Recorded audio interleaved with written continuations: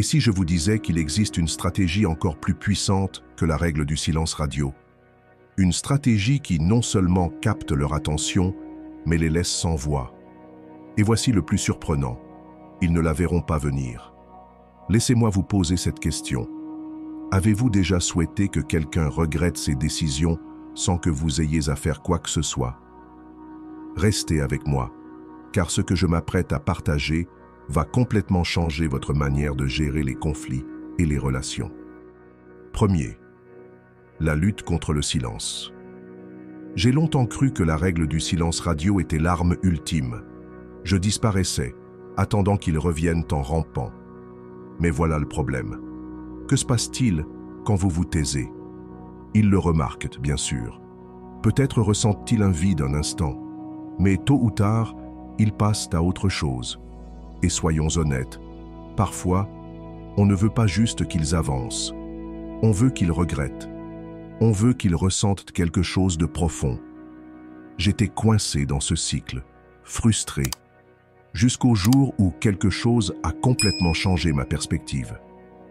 J'écoutais un enseignement sur la philosophie stoïcienne quand je suis tombé sur une leçon qui m'a bouleversé.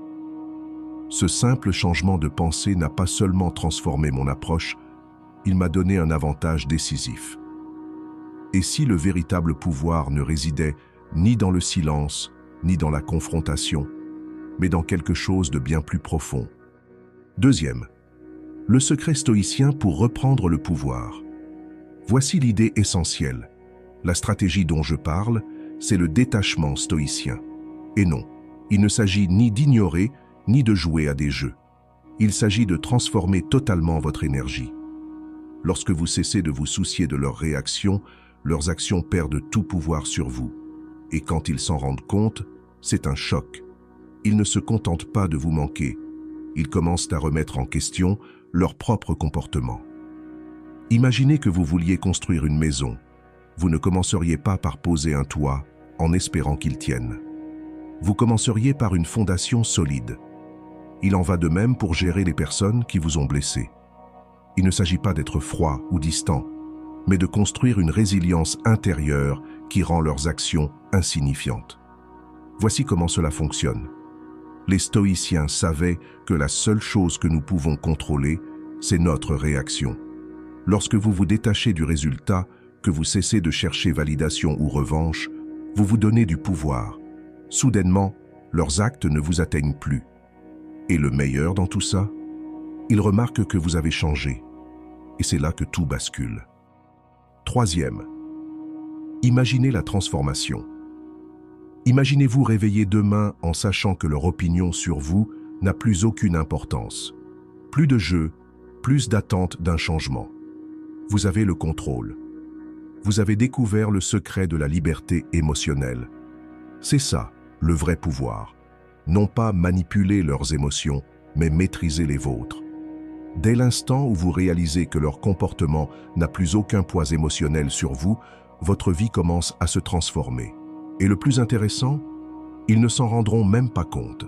Ils seront trop occupés à observer votre changement, à se demander pourquoi vous ne jouez plus leur jeu, pourquoi vous ne réagissez plus comme avant. Et là, ils commenceront à tout remettre en question. Mais voici le point essentiel. Vous n'avez pas besoin qu'ils reviennent, qu'ils s'excusent ou qu'ils réparent quoi que ce soit. La véritable transformation est en vous. C'est vous qui reprenez le pouvoir. Cette stratégie ne change pas seulement la façon dont ils vous perçoivent, mais surtout la façon dont vous vous voyez vous-même. Et croyez-moi, c'est là que réside toute la magie. Quatrième, votre défi. Reprenez le contrôle dès maintenant. Voici mon défi pour vous.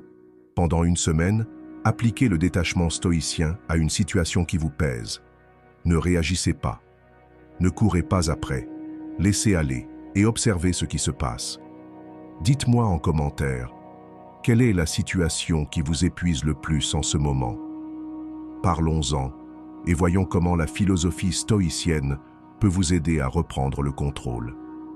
N'oubliez pas d'aimer cette vidéo si vous êtes prêt à reprendre votre pouvoir et abonnez-vous pour plus de stratégies sur comment vivre une vie inébranlable. Du contenu puissant arrive bientôt et vous ne voudrez pas le manquer.